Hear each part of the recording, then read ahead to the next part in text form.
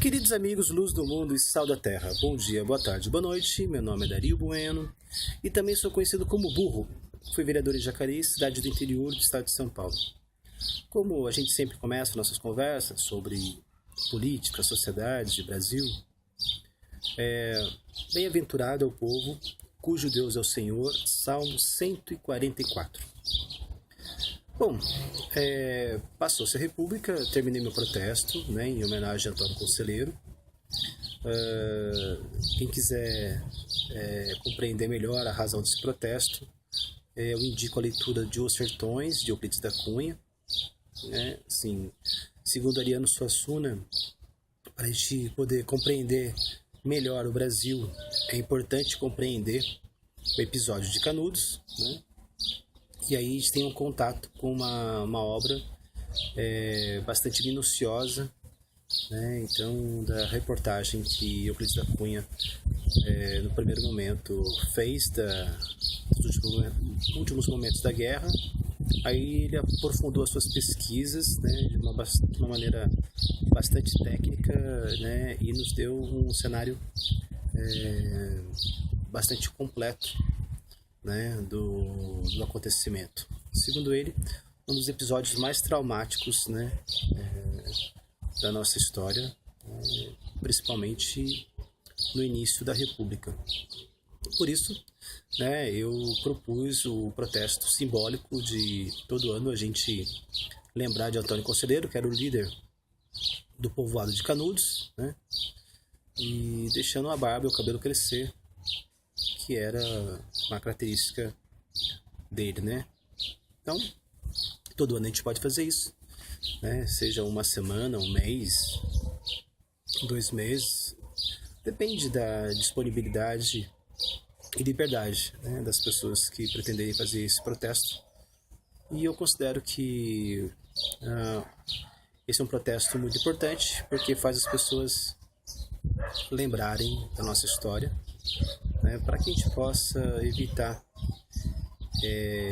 os mesmos erros no futuro, Nós somos frutos das nossas narrativas, E Os Sertões é uma peça muito importante para a gente nos constituirmos, para nós nos constituirmos, Então, assim, bom, nesse período aí de protesto aí da República, o que eu só acho válido você fazer um protesto da República se for para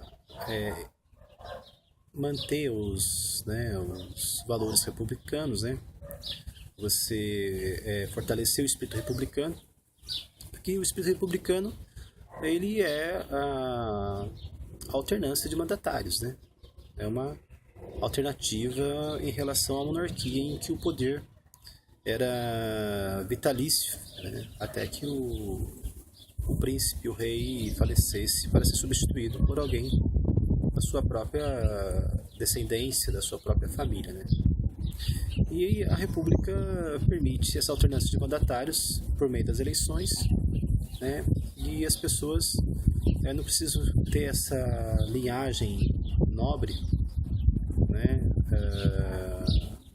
A pessoa pode ser encaminhada através do pleito, E você não alterna somente os mandatários, você alterna também os programas, Então, nós temos vários partidos que têm várias propostas diferenciadas, Então, e a população pode compreender que é mais assertivo, dar o governo para a administração do país para um grupo, em vez de outro.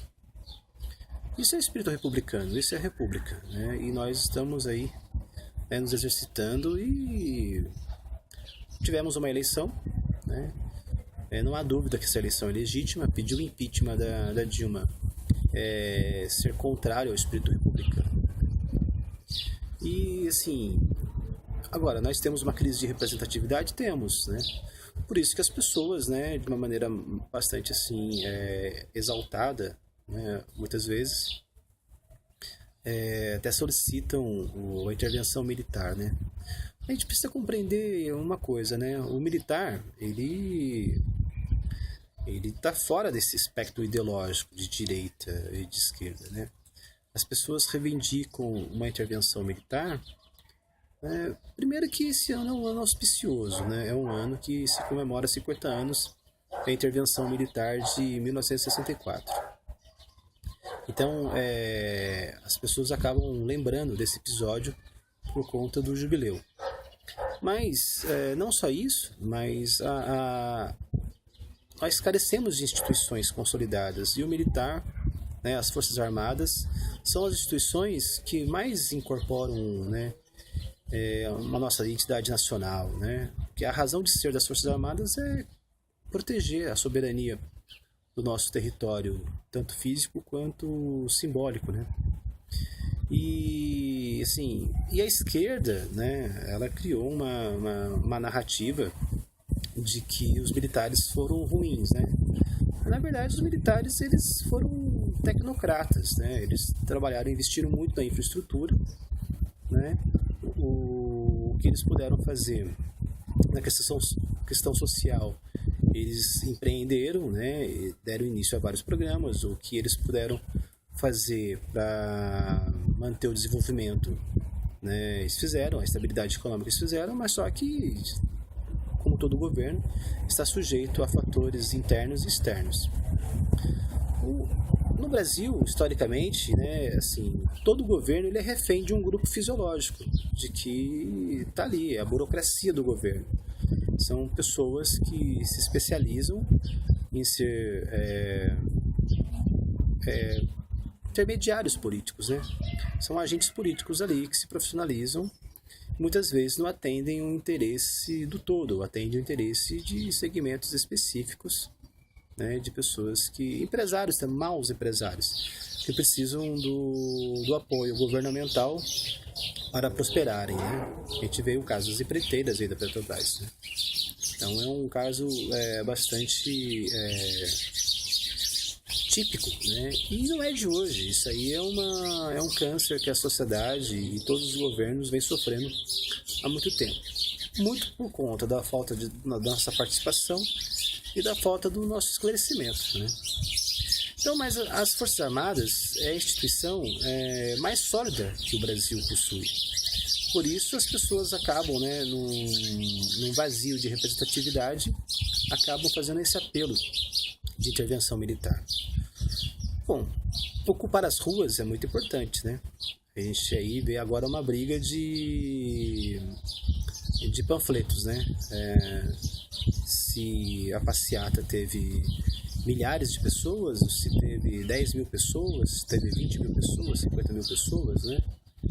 Então, cada um faz essas características aí, essas estimativas, né, em benefício próprio, né? Assim, claro que mais ou menos pessoas tiraria, né, o impacto dessa passeata, né? Mas assim, eu quero dizer que, independente do número de pessoas, essas pessoas que estão dispostas a ir à rua pedir o impeachment de uma presidente, né, 15 dias depois de uma eleição, essas pessoas que estão dispostas a ir à rua pedir intervenção militar, se essas pessoas estivessem nos partidos, elas conseguiriam fazer dos partidos a instituição que elas gostariam que existisse, né? Assim, porque se você não se sente preparado para ser um candidato, você participando dos partidos, você impede que ele seja ocupado por oportunistas, que ele se desvirtue dos seus programas, né?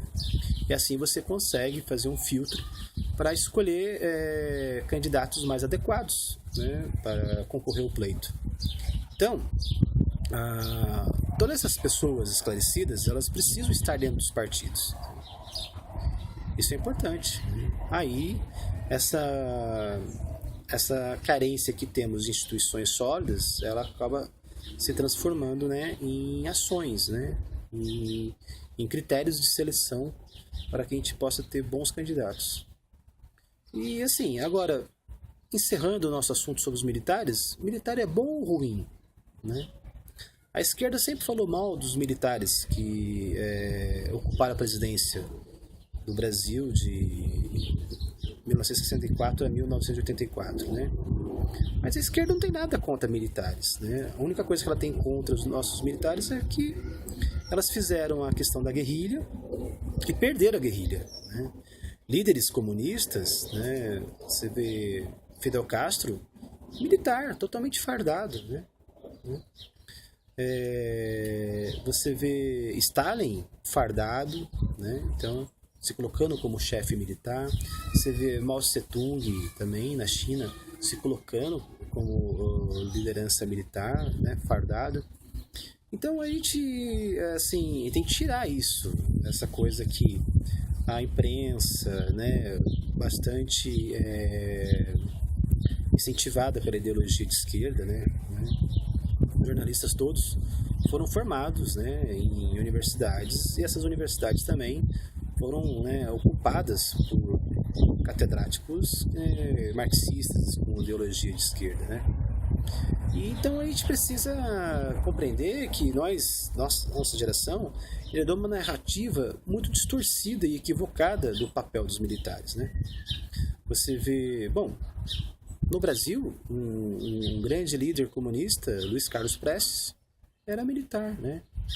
Ele conseguiu fazer a marcha, né, da Coluna Prestes, né, uma marcha heróica, né, um feito extraordinário, né? Então, assim, mas é um militar,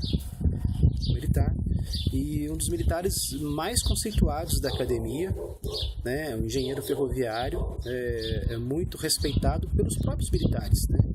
Porque os militares, eles têm isso, né? Independente da ideologia que o militar professa, né? Eles admiram muito o próprio desempenho militar mesmo, né?